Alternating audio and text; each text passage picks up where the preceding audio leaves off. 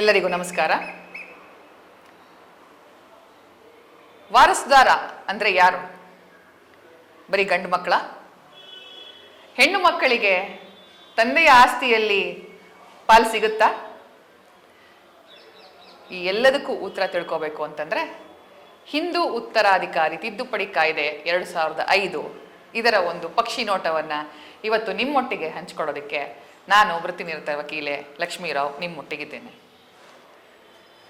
ಸಾಮಾನ್ಯವಾಗಿ ಹಿಂದಿನ ಕಾಲದಲ್ಲಿ ಕಾಡ್ತಿದ್ದಂಥ ಒಂದು ದೊಡ್ಡ ಪ್ರಶ್ನೆ ಅಂದರೆ, ನನಗೆ ಗಂಡು ಸಂತತಿ ಇಲ್ಲ, ಹಾಗಾಗಿ ನನ್ನ ವಾರಸುದಾರ ಯಾರು?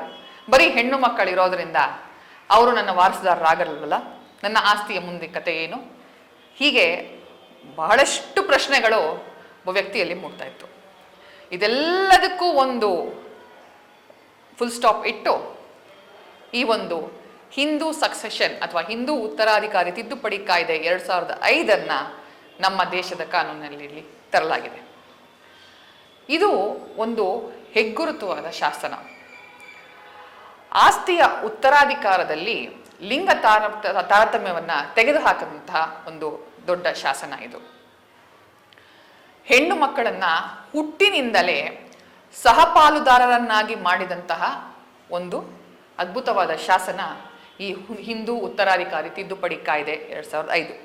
ಅಂದರೆ ಈ ಕಾಯ್ದೆಯ ಅಡಿಯಲ್ಲಿ ಒಂದು ತಿದ್ದುಪಡಿಯನ್ನ ತಂದು ಸೆಕ್ಷನ್ 6 ಏನಿತ್ತು ಅದರಲ್ಲಿ ತಿದ್ದುಪಡಿ ಮಾಡಿ ಹಿಂದಿನ ನಿಬಂಧನೆಗಳನ್ನು ರದ್ದುಗೊಳಿಸಿ ಹೆಣ್ಣು ಮಕ್ಕಳು ಸಹ ತಂದೆಯ ಆಸ್ತಿಯಲ್ಲಿ ಸಮಪಾಲನ್ನು ಪಡಿಬಹುದು ಅಥವಾ ಒಂದು ಅವಿಭಕ್ತ ಕುಟುಂಬದ ಆನ್ಸೆಸ್ಟ್ರಲ್ ಪ್ರಾಪರ್ಟಿ ಅಂತ ಏನು ಹೇಳ್ತೀವಿ ಅದರಲ್ಲಿ ಸಹಪಾಲುದಾರರಾಗಿ ಹುಟ್ಟಿನಿಂದಲೇ ಅವರಿಗೆ ಒಂದು ಆ ಪಾಲನ್ನು ಆಸ್ತಿಯ ಪಾಲನ್ನು ಸ್ವೀಕರಿಸುವಂಥ ಒಂದು ಮಹತ್ತರವಾದ ಒಂದು ಬೆಳವಣಿಗೆಯನ್ನ ಈ ಒಂದು ಶಾಸನ ನೀಡಿದೆ. ಇದರ ಒಂದೆರಡು ತುಣುಕುಗಳನ್ನು ನಾವು ತಿಳ್ಕೊಳ್ಳೋಣ. ಮೊಟ್ಟ ಮೊದಲನೇದಾಗಿ ಈಗಾಗಲೇ ನಾನು ಹೇಳಿದಂತೆ ಸೆಕ್ಷನ್ 6 ಅಡಿಯಲ್ಲಿ ಡಾಟರ್ಸ್ ಆರ್ ಕೊಪಾರ್ಸನರ್ಸ್ ಅಂತ ಹೇಳಿ ಈ ಒಂದು ತಿದ್ದುಪಡಿಯ ಶಾಸನ ಗುರುತಿಸ್ತು. ಅಂದರೆ ಒಬ್ಬ ಗಂಡು ಮಗನಂತೆ ಹೆಣ್ಣು ಮಗಳು ಸಹ ಹುಟ್ಟಿನಿಂದ ಕೊಪಾಸನರ್ ಅಂದರೆ ಹಿಂದೂ ಅವಿಭಕ್ತ ಕುಟುಂಬದ ಸದಸ್ಯೆಯನ್ನಾಗಿ ಈ ಒಂದು ಕಾನೂನು ಗುರುತಿಸಿದೆ. ಹೆಣ್ಣು ಮಗಳು ಕರ್ತ ಆಗಿಯೂ ಸಹ ಒಂದು ಅವಿಭಕ್ತ ಕುಟುಂಬದ ಭಾಗವಾಗಿ ಇರುವಂತಹ ಒಂದು ಮಹತ್ತರವಾದ ಒಂದು ಬೆಳವಣಿಗೆಯನ್ನ ಈ ಕಾನೂನು ಗುರುತಿಸಿದೆ. ಮತ್ತೆ ಮುಂದೆ ಹೋಗ್ತಾ ಏನು ಅಂತಂದ್ರೆ, ಹಾಗಾಗಿ ಇವಾಗ ಇಷ್ಟು ನಾವು ನೋಡಿದಾಗ ಏನು ಗೊತ್ತಾಯ್ತು ಅಂತಂದ್ರೆ, ಹೆಣ್ಣು ಮಕ್ಕಳಿಗೆ ಸಮಪಾಲು ಸಿಕ್ತು. ಸಮಪಾಲಿನ ಜೊತೆಗೆ ಸಮಾನ ಹಕ್ಕು ಜೊತೆಗೆ ಅದರ ಒಂದು ಹೊಣೆಗಾರಿಕೆಯೂ ಸಹ ಹೆಣ್ಣು ಮಗಳು ತಗೋಬೇಕಾಗತ್ತೆ. ಬರೀ ಆಸ್ತಿ ಸಿಕ್ತು ಅಂತ ಸುಮ್ಮನೆ ಇರೋದಕ್ಕಾಗೋದಿಲ್ಲ. Equal rights and liabilities, assets comes with liabilities ಅನ್ನೋದನ್ನ ಹೆಣ್ಣು ಮಗಳು ತಿಳ್ಕೋಬೇಕಾಗತ್ತೆ. ಇದಾದ ನಂತರ ಇನ್ನೊಂದು ಮಹತ್ತರವಾದ ಒಂದು ಬೆಳವಣಿಗೆ ಅಂತಂದ್ರೆ, ಒಬ್ಬ ಹೆಣ್ಣು ಮಗಳು ವಿಭಜನೆಯನ್ನ ಕೇಳುವಂತ ಒಂದು ಹಕ್ಕನ್ನ ಈ ಒಂದು ಶಾಸನದಲ್ಲಿ ಪಡ್ಕೊಂಡಿದ್ದಾಳೆ. ಸೆಕ್ಷನ್ 23 ತಿದ್ದುಪಡಿ ಮಾಡಿ ತಾನು ವಾಸವಿರ್ತಕ್ಕಂಥ ಒಂದು ಮನೆ, ಅವಿಭಕ್ತ ಕುಟುಂಬದ ಮನೆಯಲ್ಲೂ ಸಹ ಅವಳು ಪಾಲು ಕೇಳುವಂತ ಒಂದು ಮಹತ್ತರವಾದ ವಿಭಜನೆಗೆ ಕೇಳುವಂತ ಒಂದು ಮಹತ್ತರವಾದ ಒಂದು ಸಂಗತಿಯನ್ನ ಈ ಒಂದು ಶಾಸನ ನೀಡುತ್ತೆ. ಇನ್ನು ಇದೆಲ್ಲ ಬರ್ತಿದ್ದಾಗ ಒಂದು ಪ್ರಶ್ನೆ ಸಾಮಾನ್ಯವಾಗಿ ಕಾಡುತ್ತೆ ಎಲ್ಲ ಹೆಣ್ಮಕ್ಳಲ್ಲಿ. ಇದು ಎಲ್ಲ ಹೆಣ್ಣು ಮಕ್ಕಳಿಗೂ ಅನ್ವಯಿಸುತ್ತಾ? ಯಾವಾಗಿನಿಂದ ಈ